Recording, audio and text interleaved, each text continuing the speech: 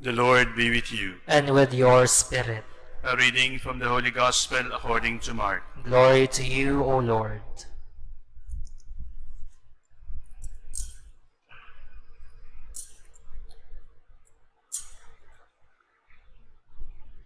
Then they came to Capernaum. On the Sabbath, Jesus entered the synagogue, and taught. The people were astonished at his teaching, for he taught them as one having authority, and not as the scribes. In the synagogue was a man with an unclean spirit. He cried out, "What have you to do with us, Jesus of Nazareth? Have you come to destroy us? I know who you are, the Holy One of God." Jesus rebuked him and said, "Quiet, come out of him." The unclean spirit convulsed him, and with a loud cry came out of him. All were amazed and asked one another, "What is this? A new teaching with authority. He commands even the unclean spirits, and they obey him." His fame spread everywhere throughout the whole region of Galilee. The Gospel of the Lord. Praise to you, Lord Jesus Christ.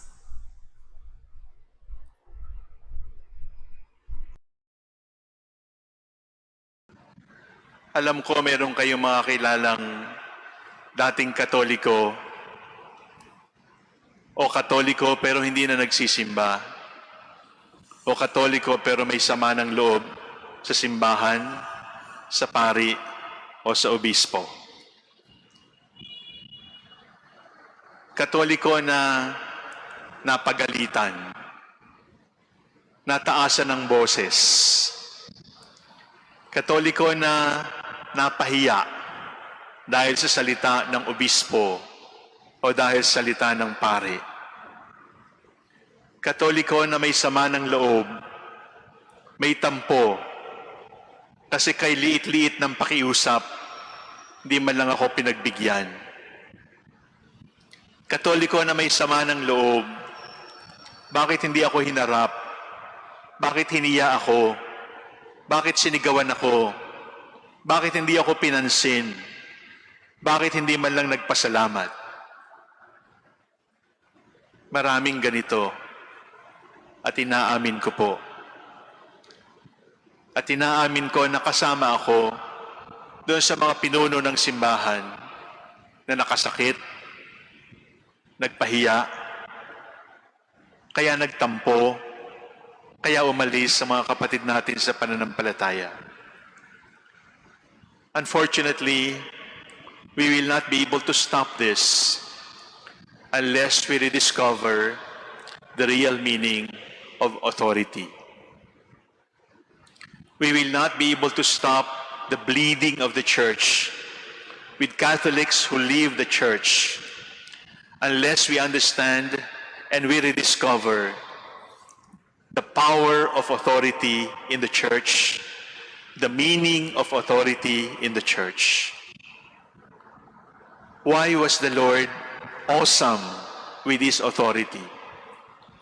Why was the Lord so incredible with his authority? Number one, it was because he understood that all authority comes from compassion. Authority comes from compassion.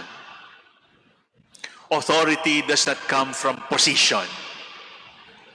If authority comes from compassion, it means that the position of the authority is not to be on top.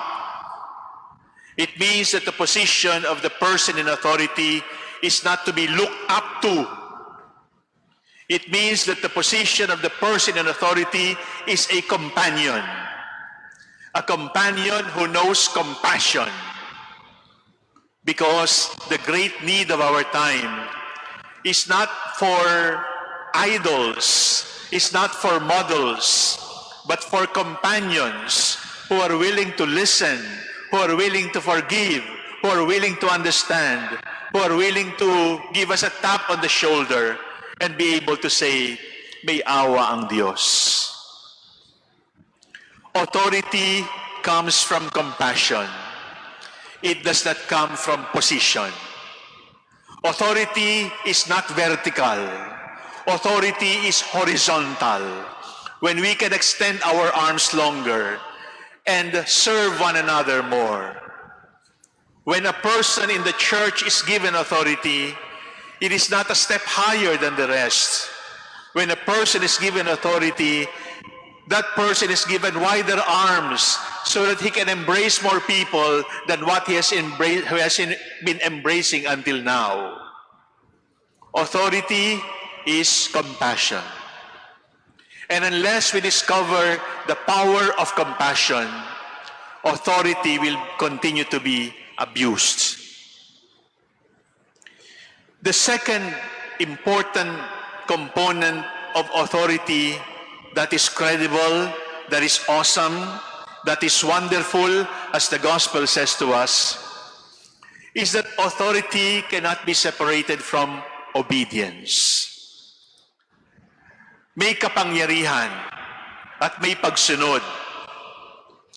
Kapag sinabi ko na hindi pwedeng paghiwalayin ang kapangyarihan at ang pagsunod, hindi ibig sabihin na lahat ng may kapangyarihan ay dapat sundin. Hindi yun.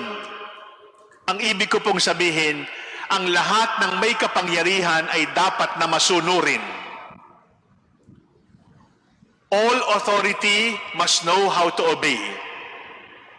Because if authority does not know how to obey, it will become authoritarian. If authority does not know how to obey, it will become dictatorial. If authority does not know how to obey, it will even become violent, fascist. On the other hand, my dear brothers and sisters, obedience must also know how to exercise authority. Anong ibig kong sabihin? Hindi ho pwede na tayo ay masunurin lamang. Kasi kung masunurin ka lamang, pero hindi ka marunong humawak ng kapangyarihan, anong mangyayari sa'yo? Magiging doormat ka. Alam niyo yung doormat? Tinatapakan, hindi kumikibo. Dinadaanan, hindi kumikibo. Yung doormat, tapakan mo, daanan mo, tahimik lang. But we are not doormats. Yes, we must obey, but we must know our authority. We must know that we have power, and we must know how to use that power. Because compassion without justice, compassion without order, compassion without proper use of authority is baloney. It is fake. Authority without obedience is dictatorial, authoritarian. But obedience without authority is doormat personality. And God is not glorified by doormat persons. Authority and obedience must go together. Authority comes from compassion. Authority needs obedience. And number 3, authority can bring life by forgiveness. God can bring life out of nothing. Hindi natin kaya yon. We cannot create out of nothing. Diyos lang ang pwedeng gumawa nun. Pero tayo pwedeng makagawa ng bago. At paano tayo makakagawa ng bago?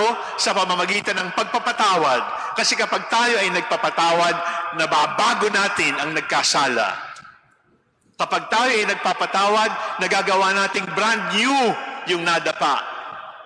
Kapag tayo ay nagpapatawad, nagagawa nating bagong tao yung nagkamali. Forgiveness creates a new person. It creates something new in us. And forgiveness creates something new in the one who has been forgiven. And all authority is about forgiveness. Balik tayo mga minamahal kong kapatid. Paano natin pipigilan yung pagdurugo ng simbahan sa mga Katolikong umaalis na may tampo, may sama ng loob, may galit laban sa mga leader ng simbahan?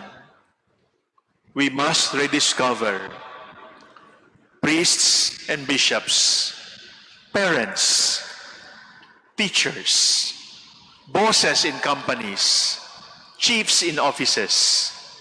We must rediscover that if authority is to be credible, it must come from compassion. It must be blended with obedience. And it must not hesitate to forgive. Because when we forgive, we create something new. When we are compassionate, we understand that authority is companionship. When we know how to obey, we understand also that the original sin was disobedience, and our way to heaven is obedience. Lord, teach us authority with compassion. Teach us authority blended with obedience.